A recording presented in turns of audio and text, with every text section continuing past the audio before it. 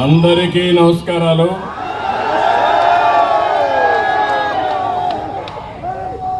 सब लोगों को सलाम लेकुम. అందరికీ మరొకసారి అభినందనలు. ఈరోజు మనందరం కూడా ఇక్కడ బీజేపీ అభ్యర్థి శ్రీ సంజయ్ గోయల్ని గెలిపించడానికి ఇక్కడ సమావేశమయ్యాం.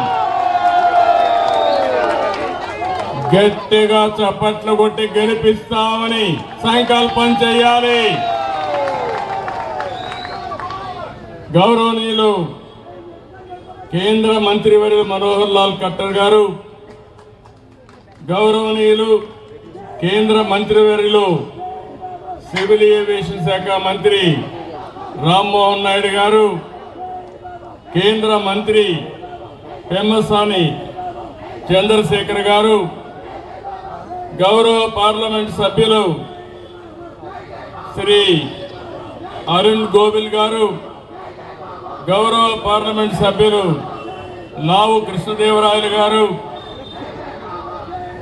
ఈరోజు ఇక్కడ సమావేశం ఫార్మర్ యూనియన్ మినిస్టర్ గౌరవనీయులు చంద్రశేఖర్ గారు, బీజేపీ స్టేట్ అధ్యక్షులు గౌరవనీయులు వీరేంద్ర సచ్దేవ్ గారు, vice president BJP Andhra Pradesh unit Vishnu Reddy గారు,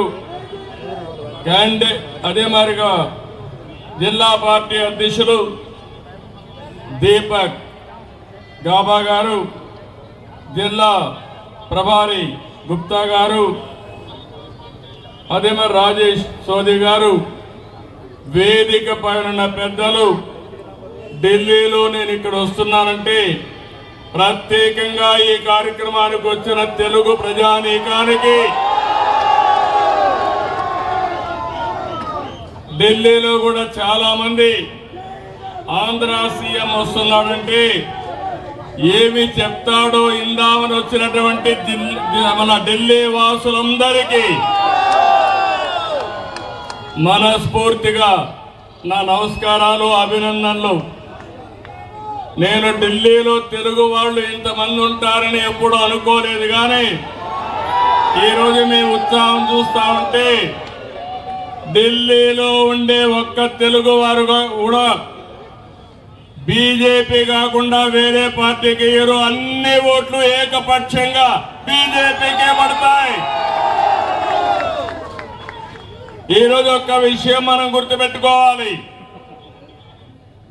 ఈరోజు తెలుగు వాళ్ళు ఢిల్లీలోనే కాదు, ప్రపంచంలో అన్ని దేశాల్లో ఉన్నారు. మొన్న నేను జూరిక్ వెళ్ళాను, దావోస్కి వెళుతూ. నేను వెళుతున్నానంటే 600 మంది సమావేశమయ్యారు. అంటే జూరిక్ లో కూడా 600 మంది స్విట్జర్లాండ్ లో ఉన్నారంటే అది భారతీయుల సత్తా, అదే మాదిరిగా తెలుగు వారి సత్తా అని చెప్పి కూడా నేను మీకు తెలియజేస్తున్నా. ఈరోజు మనం చూస్తే నేను దావోస్కి వెళ్ళాను. నేనే కాదు, మహారాష్ట్ర సీఎం, అదే మరి మిగిలిన తెలంగాణ సీఎం కానీ, అదే మరి కొంతమంది కేంద్ర మంత్రులు అందరం కలిసి అక్కడికి వెళ్ళాం. ఎక్కడికి పోయినా భారతదేశం పేరు మారుమోగింది. ఎక్కడ పోయినా ఎవరిని అడిగినా నరేంద్ర మోడీ గారి నాయకత్వం భారతదేశానికి ఉందని గొప్పగా చెప్పే పరిస్థితికి వచ్చారు. ఈసారి దావోస్ లో చూస్తే 2 ప్రధానమైన సమస్యలు ప్రపంచం అంతా కూడా చర్చించారు. ఒకటి ఆర్టిఫిషియల్ ఇంటెలిజెన్స్. ఆ ఆర్టిఫిషియల్ ఇంటెలిజెన్స్ ని ప్రమోట్ చేసే వ్యక్తి మన ప్రధానమంత్రి నరేంద్ర మోడీ గారని చెప్పి మీకు తెలియజేస్తున్నా. రెండోది మీరు చూస్తే గ్రీన్ ఎనర్జీ. ప్రపంచం అంతా కూడా గ్రీన్ ఎనర్జీ వైపోయి వాతావరణ కాలుష్యాన్ని కాపాడే పరిస్థితికి వస్తున్నారు.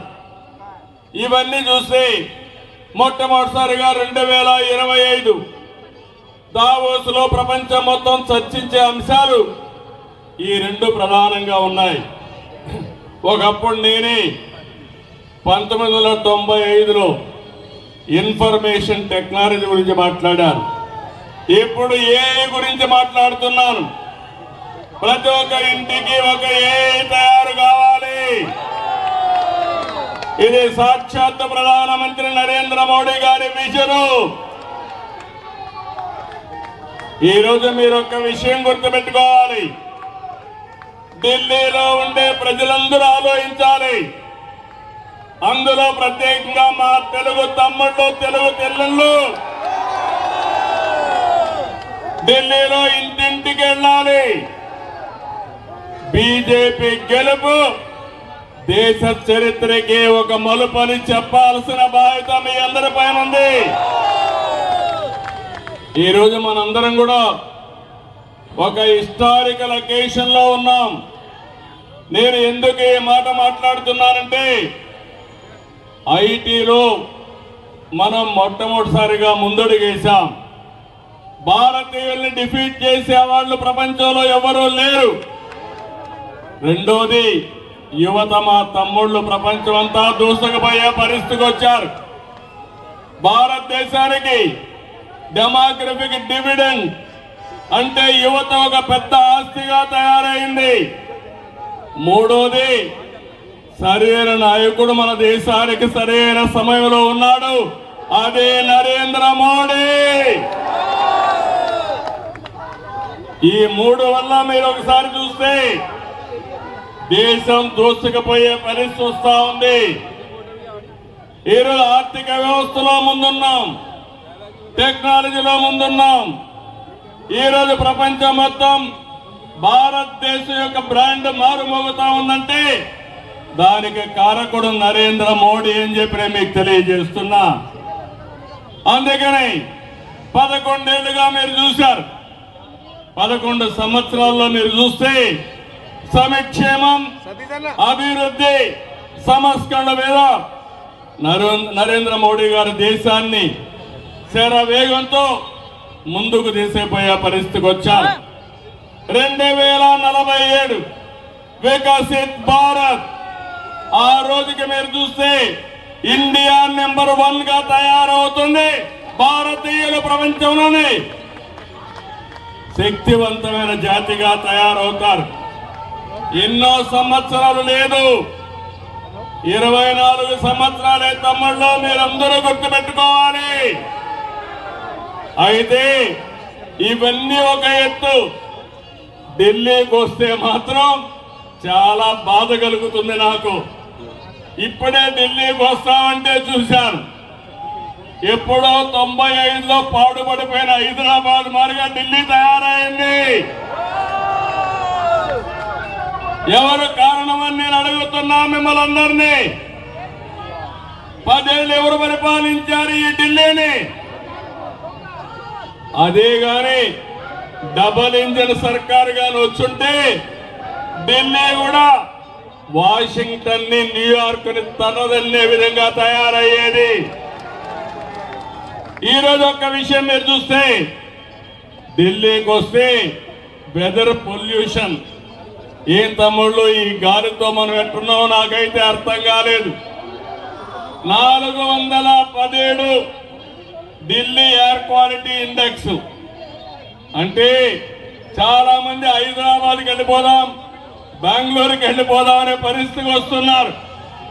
దానికి కారణం ఇక్కడ పరిపాలించిన పాలకులని చెప్పి కూడా నేను మీకు తెలియజేస్తున్నా. ఒక పక్కన వెదర్ పొల్యూషన్, రెండో పక్కన పొలిటికల్ పొల్యూషన్ కూడా తయారైపోయింది ఢిల్లీలో. అవునా కాదా తమ్ముళ్ళు అని మిమ్మల్ని అడుగుతున్నా. ఈ రెండు కలిపి ఢిల్లీ కలుషితమైపోయింది.